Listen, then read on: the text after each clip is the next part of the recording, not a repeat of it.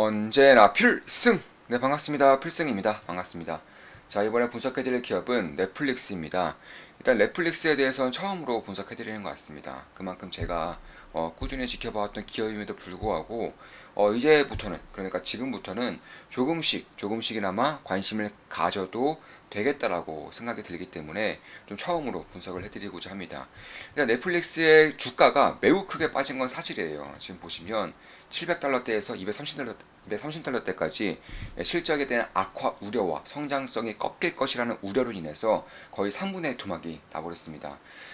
사실 이런 것만 보더라도 그럼 넷플릭스의 성장성이 정말로 꺾일 것인지 아니면 꺾이지 않았는데 꺾일 것이라고 우려만 되는 것인지에 대해서 분명히 할 필요가 있다고 보고 있습니다. 적어도 넷플릭스에 관심이 있는 그런 투자자라면 말이죠.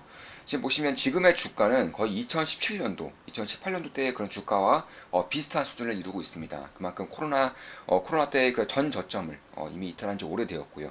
그만큼 낙폭이 상당히 심한데 그렇다고 해서 이 넷플릭스가 적자를 보고 있는 기업이냐, 아니면 스타트업이냐, 신생기업이냐 하면 다 아니라는 거예요. 이미 OTT 시장에서 압도적인 세계 1위의 경쟁력을 보이고 있는 그런 기업이고 시가총액도 여전히 130조, 138조 원 정도의 그런 시가총액을 보유하고 있는 기업이기 때문에 결국 이 정도의 낙폭에 이르려면은 결국 성장성이 완전히 깨져야지만 가능한 그런 수준이지 않을까 이렇게 보고 있습니다.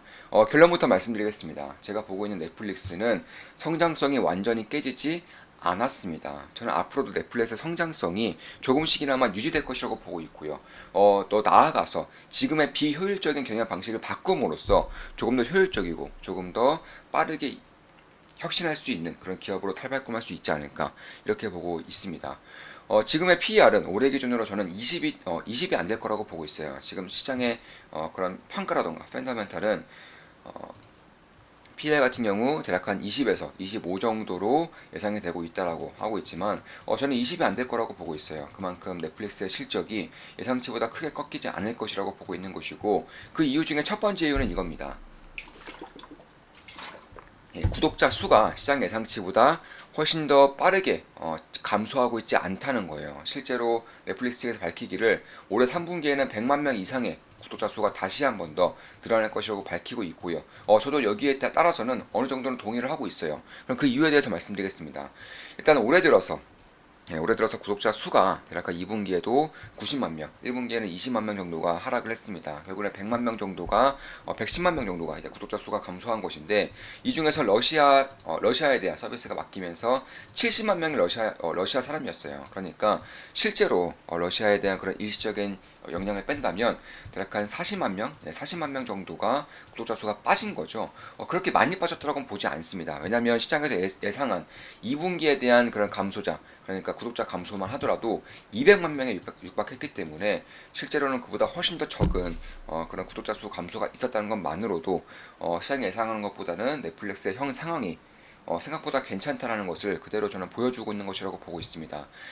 특히 그 중에서도 지금 가장 이제 인구라던가 혹은 경제적인 성장도 이쪽에 대해서 괄목할 만한 모습을 보여주고 있는 대륙인 아시아 쪽에서는 20% 이상의 구독자 수가 이미 증가를 하고 있습니다. 그만큼 결국에는 뭐 유럽이라던가 이제 인플레이션 이슈로 인해서 굉장히 힘들어지고 있는 유럽, 미국 이쪽을 제외하고서는 대부분의 대륙 국가에서는 구독자 수가 여전히 증가하고 있고요. 올해 3분기에는 다시 한 번 더 100만 명 이상의 구독자 수가 증가하면서 오히려 올해 구독자 수의 그런 순 증가, 그러니까 러시아에 대한 일시적인 영향도를 제외하더라도, 그러니까 포함시키더라도 구독자 수가 결국에는 작년과 비교했을 때 오히려 증가하는 모습을 연출하게 될 가능성이 상당히 높아지고 있다.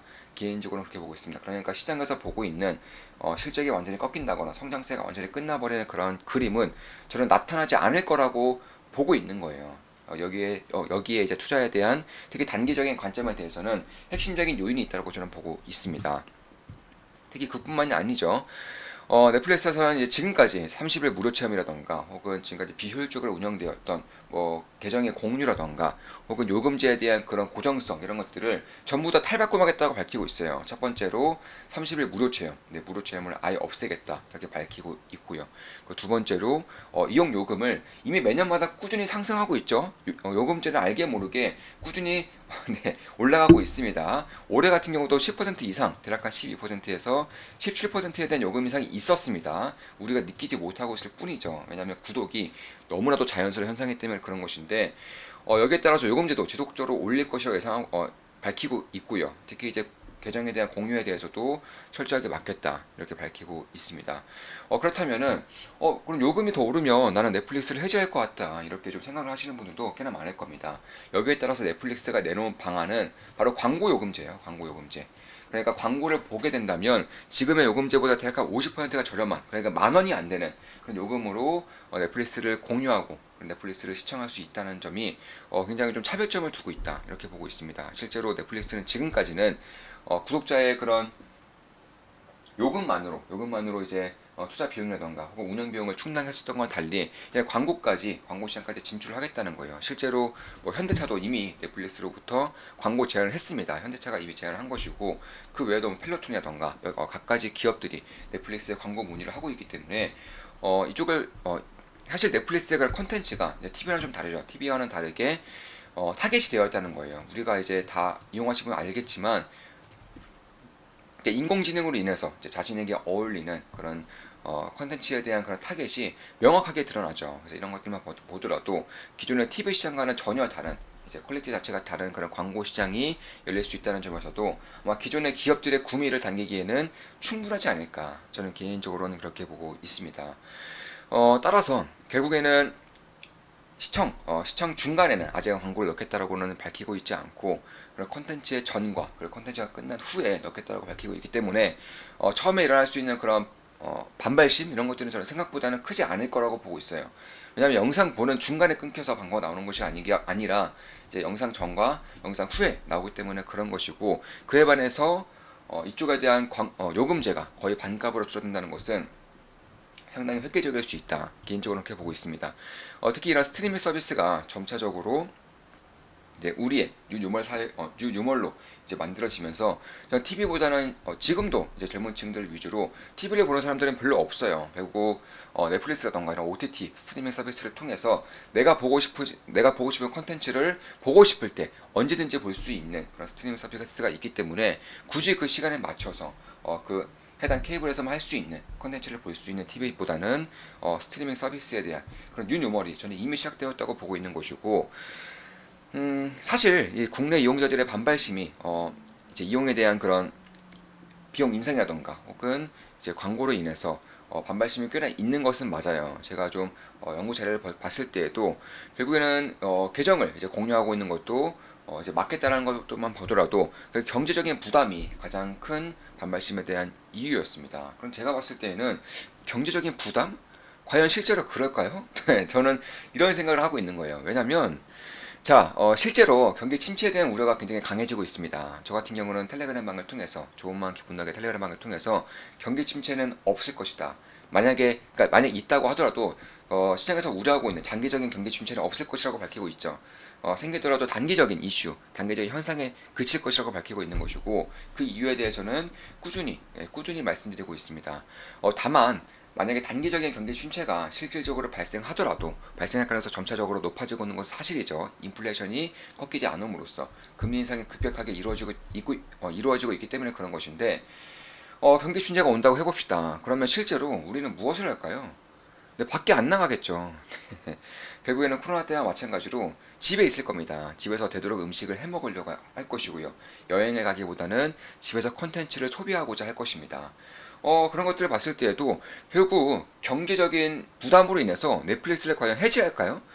저는 아니라고 보고 있는 거예요. 실제로 경기 침체가 오든 경기 화랑기가 오든 넷플릭스는 이미 우리 삶에 녹아들어져 있는 뉴유머가 된 것이고 애플이 소비재로 불리고 있는 것처럼 코카콜라가 전통적인 소비재인 것처럼 넷플릭스도 그런 정도의 길을 걷고 있지 않은가 개인적으로는 그렇게 보고 있는 것입니다. 그뿐만이 아니죠. 넷플릭스에서 이번에 이제 TV 예능이라던가 혹은 TV 쇼, 뭐 영화, 드라마 이쪽뿐만 아니라 이제 게임 산업에도 진출하겠다고 밝히고 있어요. 그러니까 예를 들어서 자 우리는 익숙지가 않아요. 유료 게임이라는 것 자체가 익숙지가 않습니다. 왜냐하면 게임을 무료로 뿌리고 그 다음에 아이템을 유료로 파는 그런 문화에 익숙해져 있기 때문인 것인데 사실 몇몇 아시아 국가 외에는 대부분이 게임 자체가 유료입니다. 유료.